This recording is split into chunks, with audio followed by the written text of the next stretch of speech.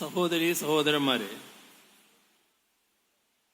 നമുക്കെല്ലാം അതിയായ സന്തോഷം പകരുന്ന ഒരു സായാഹ്നമാണിത്. കാരണം വയനാട് തുരങ്കപാത നിർമ്മാണം ആരംഭിക്കുന്നു എന്നുള്ളത് തന്നെ. ഇവിടെ ഇതുമായി ബന്ധപ്പെട്ട് ഒട്ടേറെ കാര്യങ്ങൾ വ്യക്തമാക്കി കഴിഞ്ഞിട്ടുണ്ട്. നമ്മുടെ സംസ്ഥാനത്തിൻ്റെ ഒരു പ്രധാന പരിപാടിയായി ഈ തുരങ്കപാത നേരത്തെ തന്നെ പ്രഖ്യാപിക്കപ്പെട്ടതാണ്. 2016 അധികാരത്തിൽ വന്ന LDF സർക്കാരിൻ്റെ തുടർച്ചയായി 2021 LDF സർക്കാർ അധികാരത്തിൽ വരുമ്പോൾ 900 വാഗ്ദാനങ്ങളാണ് പ്രകടന പത്രികയിലൂടെ ജനങ്ങളുടെ മുന്നിൽ വെച്ചിരുന്നത്. അതിൽ 33ാമത്തെ ഇനം റോഡ് വികസന പദ്ധതികളായിരുന്നു. ആ കൂട്ടത്തിൽ വയനാട് തുരങ്കപാതയും ഒരു വാഗ്ദാനമായി മുന്നോട്ട് വച്ചിരുന്നു. പല വാഗ്ദാനങ്ങളും കേട്ടു പരിചയമുള്ള നമ്മുടെ സംസ്ഥാനത്തിന്, ജനങ്ങൾക്ക് 2016 ശേഷം നൽകുന്ന വാഗ്ദാനങ്ങൾ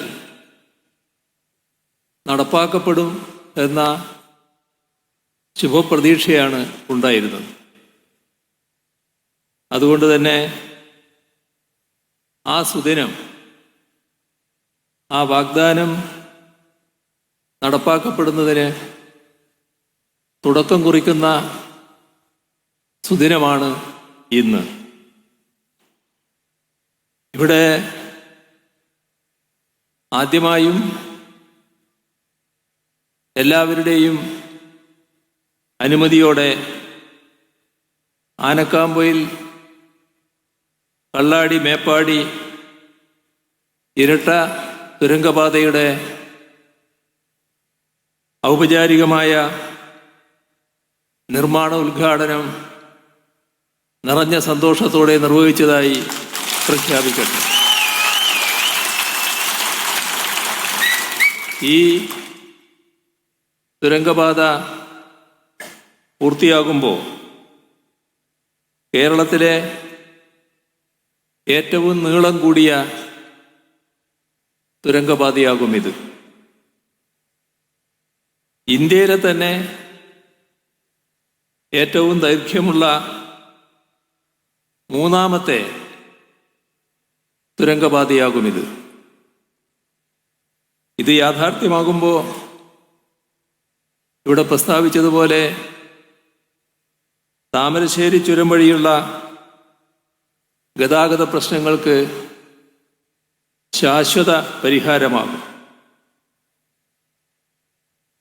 ഒരു പദ്ധതിയുടെ നിർമ്മാണ ഉദ്ഘാടനം എന്നതിലുപരി കേരളത്തിൻ്റെ, വിശേഷിച്ച് മലബാറിൻ്റെ വ്യാപാര, വാണിജ്യ, ടൂറിസം മേഖലകൾക്ക് ഈ പദ്ധതി പുതിയ കുതിപ്പ് നൽകും. അതോടൊപ്പം തന്നെ വയനാട് ജനതയുടെ ദീർഘകാല സ്വപ്നത്തിൻ്റെ സാഫല്യം കൂടിയായി ഇത് മാറുകയാണ്. നാം ചിന്തിക്കേണ്ടത്, ഇത്തരത്തിൽ എത്രയെത്ര സ്വപ്നങ്ങളാണ് കഴിഞ്ഞ കുറച്ച് വർഷങ്ങളായി സഫലീകരിക്കപ്പെട്ടത് എന്നതാണ്. ഒരിക്കലും നടക്കില്ല എന്ന് മഹാഭൂരിഭാഗം ജനങ്ങളും കരുതിയ പലതും നമ്മൾ ഇവിടെ നടപ്പാക്കി. അതിൻ്റെ ഉദാഹരണങ്ങളുടെ വിശദാംശങ്ങളിലേക്കൊന്നും ഞാൻ പോകുന്നില്ല. ദേശീയപാതയുടെ അനുഭവം നമ്മുടെ മുന്നിലുണ്ട്. ഗെയിൽ വാതക പൈപ്പ് ലൈനിൻ്റെ അനുഭവം നമ്മുടെ മുന്നിലുണ്ട്. അതേപോലെ തന്നെ എടമൺ കൊച്ചി പവർ ഹൈവേയുടെ അനുഭവവും നമ്മുടെ മുന്നിലുണ്ട്. അവസാനം പറഞ്ഞ രണ്ടും പൂർത്തിയായി. ഒന്നിലൂടെ വാതകം പ്രവഹിക്കുന്നു, മറ്റൊന്നിലൂടെ വൈദ്യുതി പ്രവഹിക്കുന്നു. ദേശീയപാത ഏറെക്കുറെ നിർമ്മാണത്തിൻ്റെ അന്തിമഘട്ടത്തിലേക്ക് വിജയകരമായി നീങ്ങിക്കൊണ്ടിരിക്കുന്നു. അതേപോലെ തന്നെ മലയോര ഹൈവേ, തീരദേശ ഹൈവേ, ദേശീയ ജലപാത, ഇതെല്ലാം നിർമ്മാണത്തിൻ്റെ വിവിധ ഘട്ടങ്ങളിലാണ്.